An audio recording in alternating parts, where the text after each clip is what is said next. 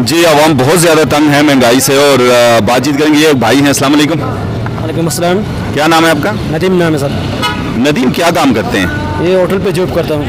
नदीम, कितना कुछ कमा लेते हैं? कितनी दिहाड़ी है आपकी? मेरे बस ये 600-700 रुपये दिहाड़ी है, तो इसमें पता ही नहीं चल रहा कि दिहाड़ी कमा रहा हूँ या नहीं कमा रहा हूँ। अच्छा, कितने मतलब अफराद हैं जो आप पे डिपेंडेंट हैं? मतलब कितने लोग हैं आपकी फैमिली के जिनके लिए आप ये जॉब करते हैं? मेरे तकरीबन 8 अफराद हैं। तो इस 600-800 में से गुजारा हो जाता है? बहुत मुश्किल है और बहुत मुश्किल से कर रहा हूँ। किसी लोगों से कर्ज ले रहा हूँ, वो वापस उतारना पड़ता है।